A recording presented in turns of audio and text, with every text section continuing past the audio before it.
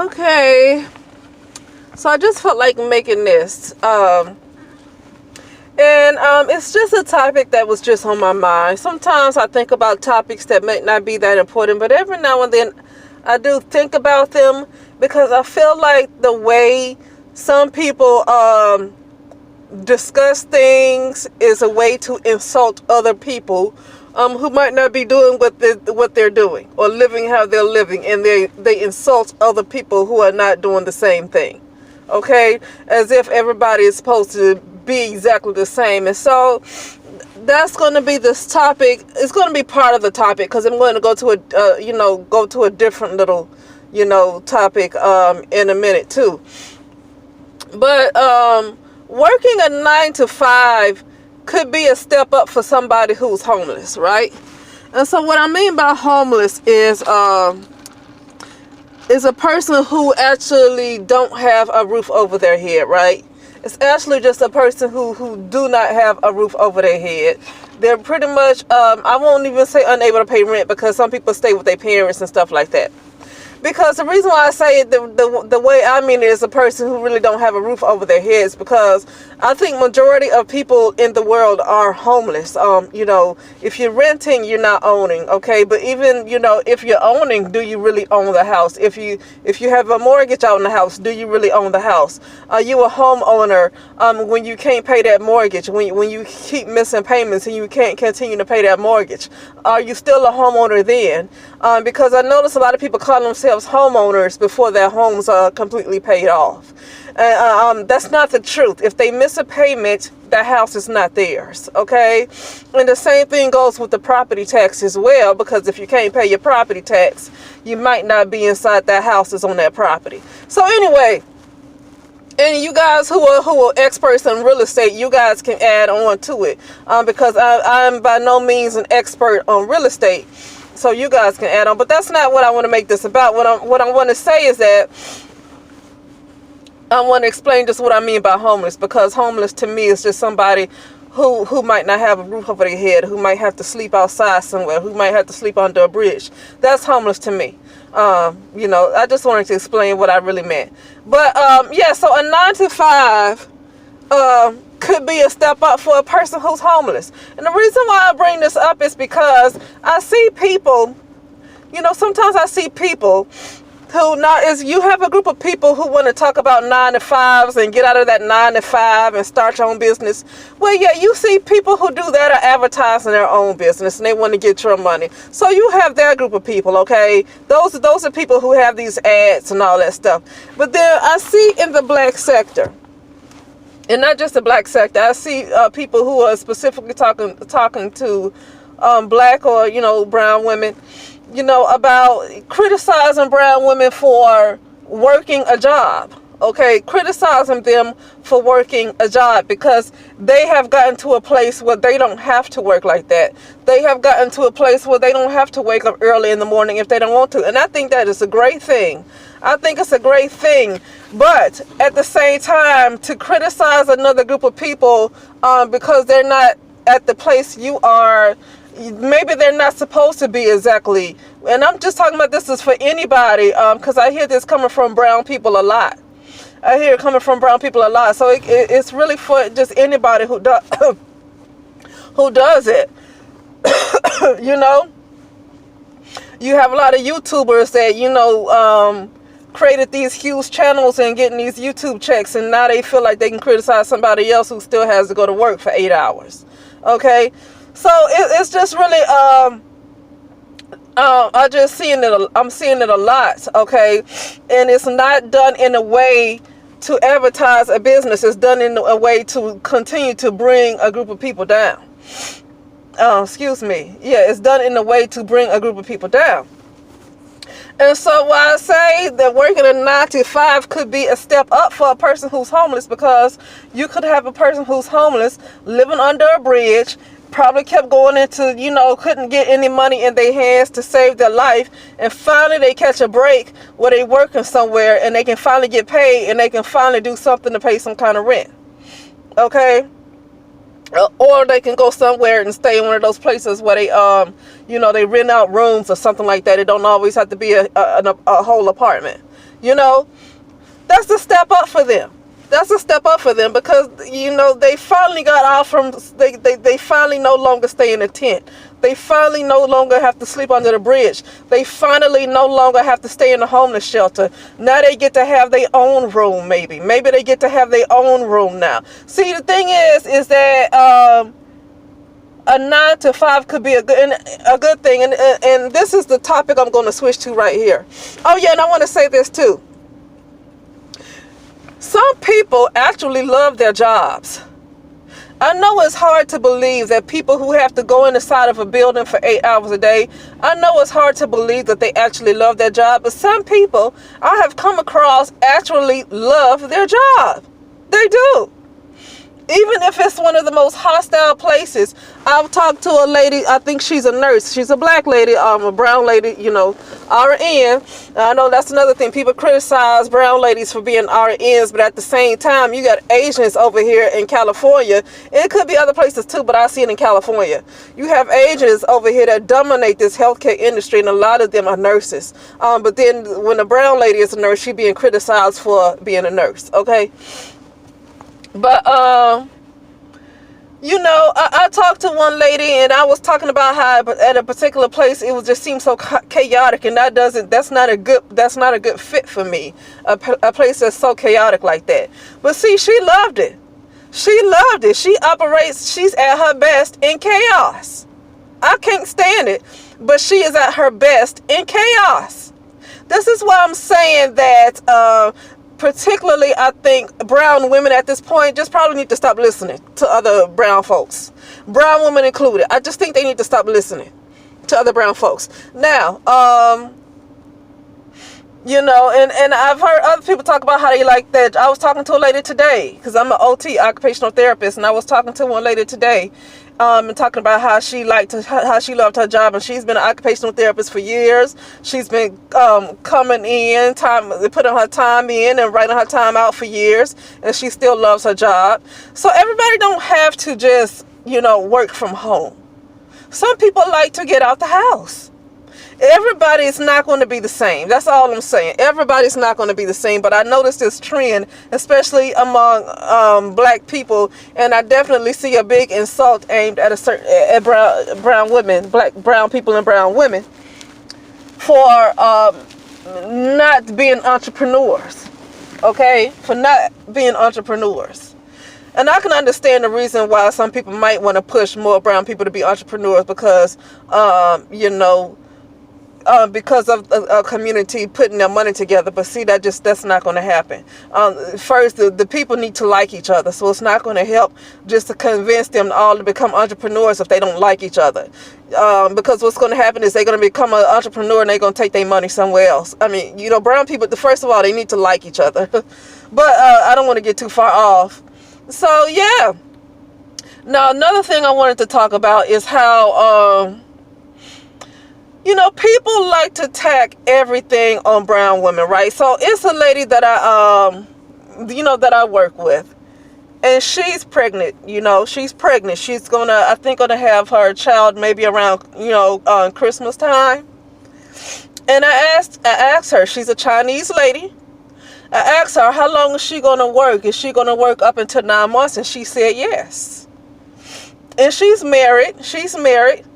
I'm pretty sure if she wanted to stop working, she could, and that could be the difference between her and brown women. But I want to say this. This is what I want to say, though. Brown women who could be with a man who might be a provider as well, they are criticized for working up until 9 months. And I'm not talking about this whole meme thing that went around with this guy bragging on his woman for working and going to school. I'm not talking about that mess right there. What I'm saying is that brown women are not the only women in the world who work up until they just about to have their child. Why? Because a lot of these women, a lot of women who work like that up until their 9 months, it's because they're working a job where they want to save up their sick leave, you know, and they want to save up their vacation time. And in order to do that, they can't just take a bunch of days off while they're pregnant. They'd rather save all of that time off up until just at the point where they're just about to have the baby, maybe a week before they're supposed to have the baby, and then they'll take off, so they'll have a lot of sick leave and vacation time saved up. I've seen that all the time. I see that all the time. Nobody really criticizes the husbands of these women on for allowing them to work, okay? And nobody tells them that they need to level up. Nobody told this Chinese woman, oh, you need to level up because your husband shouldn't be allowing you to work like that. Well, the bottom line is that if she wanted to stay home, she can stay home. And like I said, that right there is the difference between them and a lot of brown women. That brown women don't really have that option for a lot of them. But the problem is they don't. That's the problem, is that a lot of them don't have the option. But it's nothing wrong with working if they wanted to, and that's the point I'm trying to make. That some people just like to work. So you do have some brown women that might be in stable relationships with a man that makes some decent money, and she works her job up until it's almost time for her to have her child. But because she's a brown woman, she needs to level up. But what people don't understand is that maybe she's the one that want to keep working, just like this Chinese lady want to keep working. So, you know, that's what I'm saying too, is that not everything that appears to be negative seems to be put on brown women. And another one I see is working while pregnant. When they see a brown woman working while she's pregnant. Okay, and like I said, I'm not going to pretend that a lot of them aren't single mothers. Okay, I'm not going to pretend that, but that's the issue right there, is that they are single mothers. The problem is not in them working. That's what I'm trying to get at. The problem is not in them working. The problem is that they don't have a stable family. They are single mothers. But the problem is not in them working, because other women who are married to guys who have good jobs, those women work up while they're 9 months pregnant. Those women still work. So the problem is not working, is what I'm trying to say. The problem is that one group of women have a stable household while working, while pregnant, and the other woman is a single mother and about to be prepared to give birth to a child who's not going to have a father around. That's the difference, okay? But the problem is not in the working. And I hear people, and the reason I'm bringing this up is because I hear people criticizing every time they see a brown woman working while she's pregnant, as if every brown woman who's pregnant should never work and just sit home. And if she is working, or she's married to somebody and the man allows her to work while she's pregnant, then somehow he's less than a man. But it's a lot of non-black women who are pregnant and work up until they have their child, and they're married to somebody who actually make a good income. Okay, but they're working because a lot of them choose to work. Okay, and so see, what people got to understand is that sometimes women just like to work. Sometimes women just like to work. This lady told me that she's working up until she's 9 months pregnant because she wants to. Not necessarily because she have to. It's because she wants to. Okay? Now, a lot of brown women do it because they have to. Like I said, it is a difference. That is the issue right there, is that a lot of times the brown women don't have that option to stay home if they want to. But like I said, it's nothing wrong with them working. But, you know, brown women tend to be a little bit unhealthier because during their pregnancy, they're also stressed out. So during their pregnancies, they're also stressed out. And a lot of times these other women, because they have more of a support system, they're not as stressed out, and they're more likely to give birth to a healthy child, and they're more likely not to have as many complications. But the brown woman, because she does not have the support system that she needs, she has a high chance of dying. She has a high chance of having a miscarriage. Okay, see, that is the difference. That is the issue with brown women and pregnancies. It's not in the work. The problem is not them working. The problem is that they have no supports. That's the problem. Okay. But I just wanted to bring that up because I hear a lot of people judging brown women who work. Okay? They judge brown women who work. You know, And so I just felt like talking about this. This subject is not such a big deal, but it's something that ran across my mind, because when I asked that lady, she's Chinese, and I asked her was she going to work to 9 months, and then she talked about another friend that she had that was Chinese as well, was going to work up until she had almost had a baby too. And they get married because they're more marriage minded. And so these ladies are married, and they some workaholics. So the husband probably got 2 or 3 jobs, so they can stop working if they want to. They're workaholics. A lot of Chinese women are just workaholics, okay? And so that's what I'm saying, is that, the problem is not in the work. It's nothing wrong with the brown woman working while she's pregnant. The problem is that she has no support. That is the problem, okay? And so she's not healthy, and she's at risk for dying during childbirth, or even having a miscarriage, or stillbirth, or all the other kind of complications. That's the issue. And earlier I talked about how brown women are criticized for working a 9 to 5, as if brown women are the only people in the world who work a 9 to 5. See, that's what I'm saying, is like everything, when people feel like criticizing, and let me tell you something, I'm not trying to say brown women are perfect. I'm just saying people who seem to be wanting, I see big business and people who want to keep giving brown women advice. This is what I'm saying. I see people, I see this as big business. People who want to give brown women a bunch of advice, I see big business in this, and that's probably why brown women can't seem to get better. Because a lot of people who would call themselves wanting to give brown women all this advice in the first place is not sincere and really helping them. They just want their money, okay? And it's not that you shouldn't charge for your services, but these people are not really helping like they should.